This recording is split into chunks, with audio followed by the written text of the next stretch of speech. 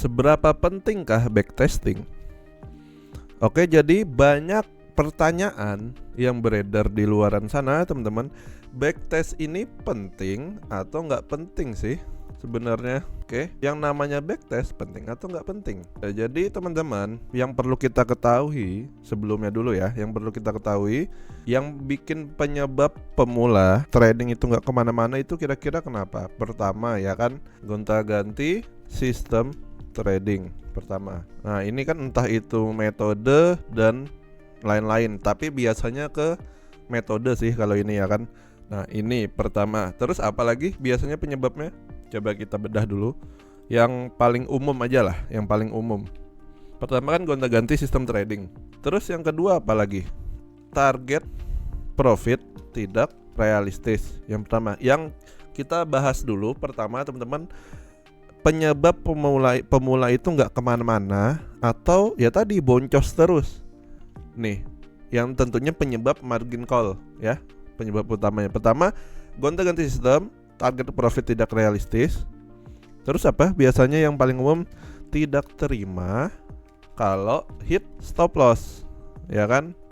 Tidak terima kalau hit stop loss atau tidak mau rugi. Jadi mereka itu nggak pengen ada merah-merah lah di history trading. Kalau di MetaTrader itu kalau ada yang merah aja tuh nggak terima mereka. Pokoknya harus balik gitu. Minimal tuh harus balik hari itu juga lah recovery. Nah biasanya efeknya overtrade, ya kan. Nah ini macam-macam penyakitnya.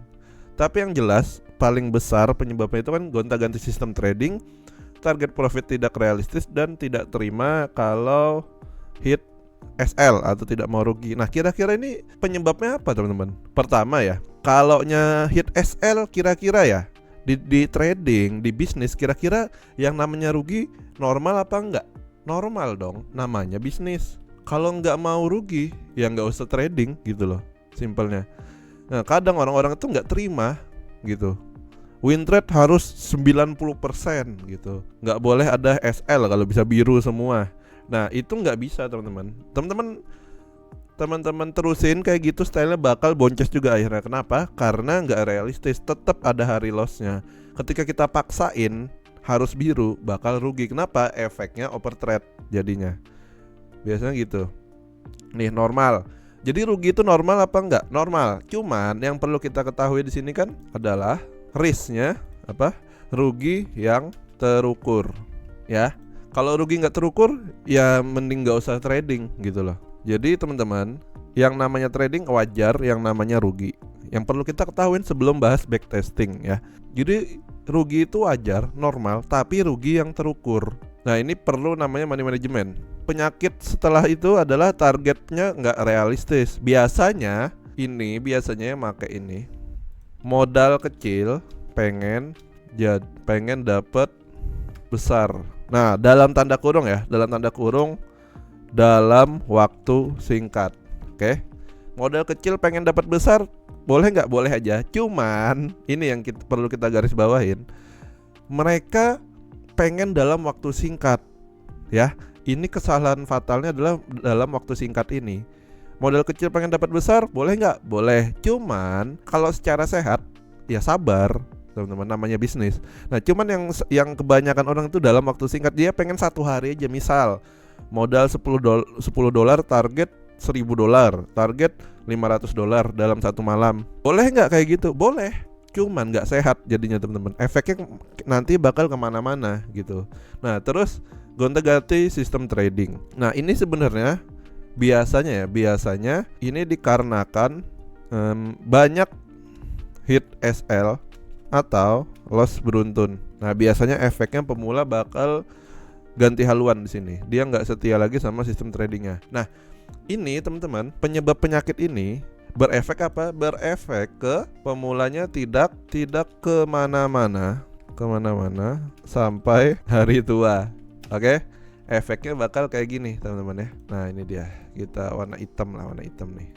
Nih efeknya ini bakal nggak kemana. Jadi teman-teman selama belajar trading ntar tahunan, belasan tahun bakal berujung menjadi dosen trading alias belajar metode kemana-mana efeknya. Kenapa? Karena ya dia ketika belajar sistem baru lagi ada hit SL beruntun aja berubah lagi berubah lagi, berubah lagi, berubah lagi, gitu-gitu aja sampai hari tua. Nah, ini efeknya apa teman-teman? Akibat tidak latihan ya. Efeknya akibat tidak latihan.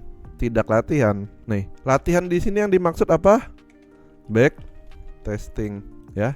Mending fokus satu jurus tapi kita seahli mungkin di sana dibanding kebanyakan jurus tapi yang ya biasa-biasa aja. Efeknya apa? Efeknya jadi takut buat entry kebanyakan parameter. Ini penyakit ini akibat nggak punya data, tidak latihan, tidak backtesting. Nah, jadi karena dia nggak pernah backtest atau backtestnya sedikit, datanya sedikit, jadi ketika hari loss atau hit SL sekali, 2 kali, 3 kali, 4 kali, dia sudah ragu sama sistemnya teman-teman. Nah, jadi kalau buat orang-orang yang bilang backtesting nggak penting, nah biasanya ya emang nggak pernah backtest aja gitu. Atau jangan kebanyakan backtest, ntar bla bla bla bla. Nah, itu ya mungkin ya dia emang nggak backtest aja. Padahal efeknya kemana-mana ntar ketika tidak melakukan backtesting. Biasanya kalau nggak latihan atau nggak backtesting, biasa efek apa? Boleh nggak backtesting? Terserah.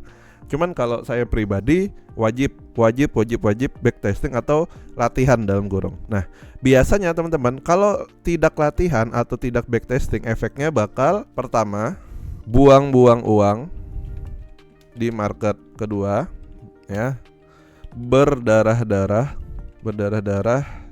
di trading ya. Tadi sama efeknya gonta-ganti metode. Biasanya ini. Oh ya, sama satu lagi efeknya apa? Buang waktu di market. Nah, biasanya kalau orang itu emang nggak pernah backtesting, efeknya apa? Buang-buang uang di market biasanya. Ya dia latihannya di real akun. Jadi buang-buang uang pertama efeknya. Terus berdarah-darah pasti udah kebanyakan kayak gitu. Ruginya tuh pasti gede-gede. Kenapa? Karena bakal nggak realistis tadi di awal teman-teman. Ya, karena nggak pernah latihan, nggak pernah backtesting, ngetes dulu sebelum masuk real akun. Jadi dia tuh langsung nggak siap gitu, dari mental tuh nggak siap buat target yang realistis. Jadi dia tuh pengen tadi profit gede, ya kan, ngatur lot misal belum terlalu ngerti, ya tadi berdarah-darah di trading, entah itu di awal-awal trading atau bahkan sampai bertahun-tahun. Biasanya kalau nggak ada data backtest kayak gitu, terus gonta-ganti metode, efeknya bakal yang kebanyakan itu yang ini sih, gonta-ganti metode nih kebanyakan. Kalau dia ganti, nah itu biasanya nggak backtest dia. Kenapa? Karena datanya kurang banyak, sudah jelas. Terus apa? Buang-buang waktu di market. Jadi backtest ini fungsinya apa? Mempercepat proses trading teman-teman, yang mana orang perlu 5 tahun, mungkin teman-teman bisa 3 tahun atau malah perlu 1 tahun aja. Jadi tiap orang beda-beda. Yang jelas efeknya kalau sering latihan, sering backtesting, efeknya mempercepat waktu ya. Sering latihan, efeknya apa? Mempercepat proses trading. Nah, efeknya yang sudah jelas ini teman-teman ya. Yang sudah jelas yang ini, efeknya mempercepat proses trading.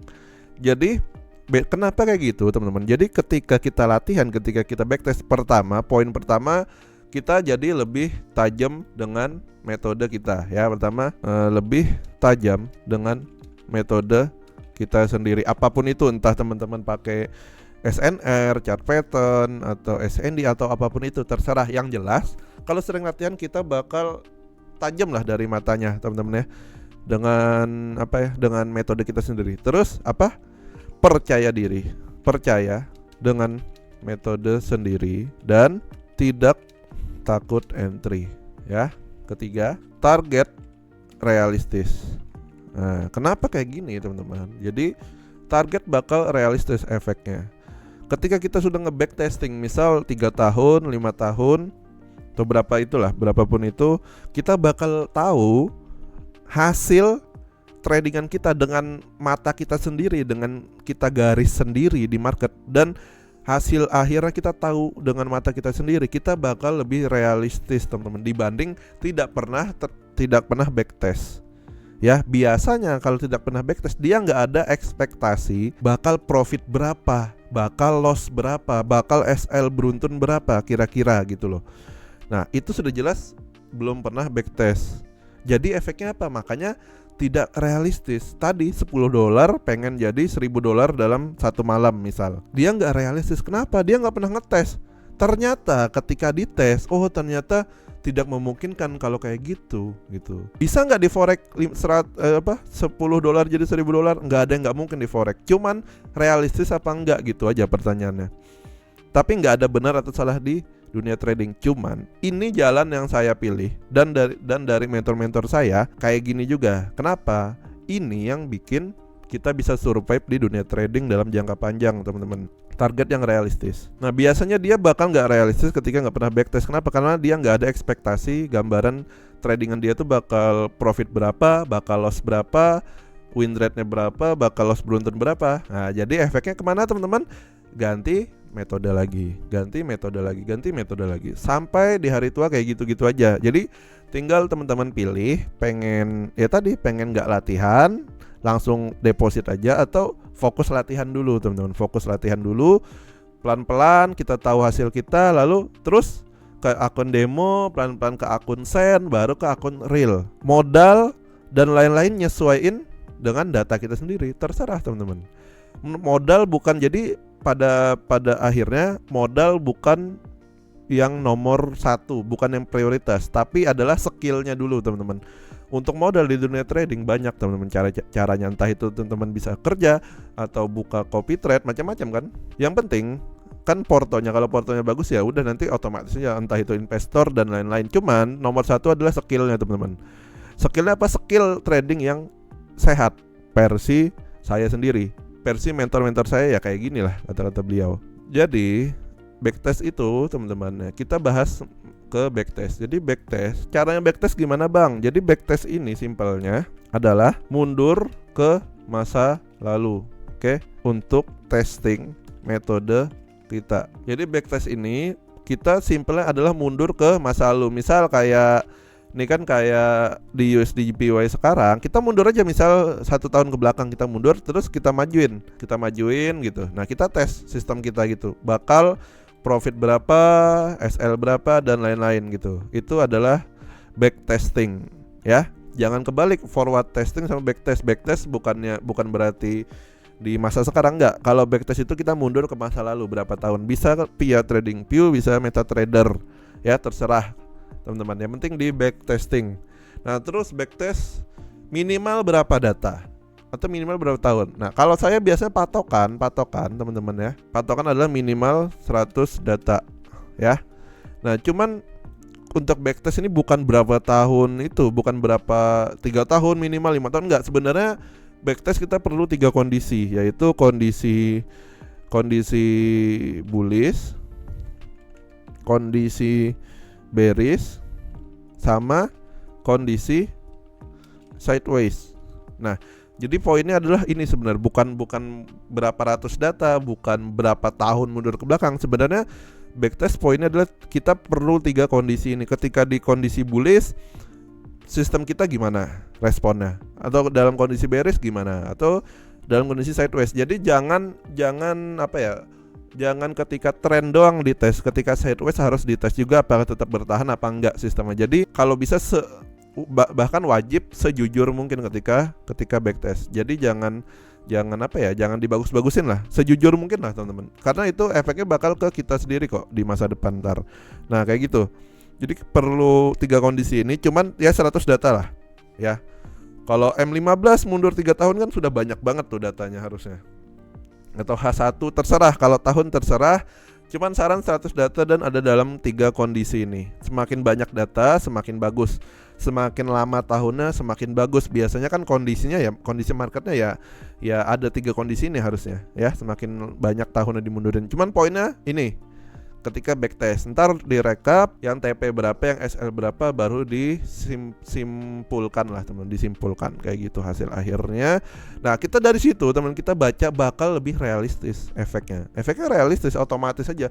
Oh sekian. Nah, ntar sisanya teman-teman, kita ngetes di akun real. Kalau sudah sering backtest, sudah coba di akun demo, baru masuk ke akun real ya. Nah ke akun real terus pakai akun mikro atau akun send. Lama kan di tes, di jurnal, di rekap, baru pelan-pelan masuk ke akun standarnya teman-teman. Nah kayak gitu. Kira-kira teman-teman kalau sesuai urutannya bakal berdarah-darah nggak tradingnya? Kira-kira bakal berdarah-darah nggak kalau sesuai urutannya? Kalau loss wajar nggak? Wajar kalau pemula. Loss wajar aja, tapi teman-teman dengan loss yang terukur ya, dengan loss yang terukur. Pertama, poin itu kebanyakan backtest nggak jadi masalah. Kan pernah orang bilang jangan banyak-banyak backtest, langsung real akun. Nah, ya efeknya buang-buang uang di market, waktu kebuang, ya kan? Ya udah jadinya lama waktunya. Nah, jadi kalau teman-teman backtest terus teman-teman tes di real akun, efeknya apa? Lossnya tetap ada ya kalau pemula, tapi loss yang terukur gitu loh. Terus poinnya adalah ini, akun tetap survive, mental terbangun. Poinnya ini, ketika kita sudah punya data dan lain-lain, efeknya lossnya terukur, akun tetap survive, mental terbangun. Kalau mental terbangun apa jadinya? Confident terbangun ya, atau percaya diri. Kalau confident terbangun, nah jadi maksudnya apa? Kita percaya diri dengan sistem trading kita sendiri. Efeknya apa? Ya, fokus dengan hanya peduli dengan metode kita sendiri, tidak peduli perkataan orang lain lagi. Efeknya ke sini. Nah, ketika sudah di tahap ini, teman-teman, efeknya ntar kayak gini. Nah, ketika sudah di tahap ini, teman-teman nggak ada lagi tuh nanya-nanya di siapapun ya, nanya-nanya mentor A, mentor B. Buy gold di ini bagus nggak? Buy gold di sini aman nggak? Nge-sell GU di harga sekian aman nggak bang? Atau beli di sini bagus nggak? Nah, jadi nggak ada lagi kayak gitu, karena sudah pede aja buat entry dengan metode sendiri. Kenapa? Karena sudah punya datanya. Kalaunya lossnya sekian, kalaunya profitnya sekian. Nah itu teman-teman ya, dalam pembahasan backtesting pada video kali ini. Ntar kita bakal bahas lebih lanjut tentang backtesting pelan-pelan teman-teman, biar teman-teman nangkep lah ya. Kita mulai ini aktifin lagi ya video kita nih. Kita pembahasan next, ntar bakal bahas recap juga ya, kita cara recap dan lain-lain. Oke deh, itu aja teman-teman, semoga bermanfaat pada video kali ini. See you next video. Thank you.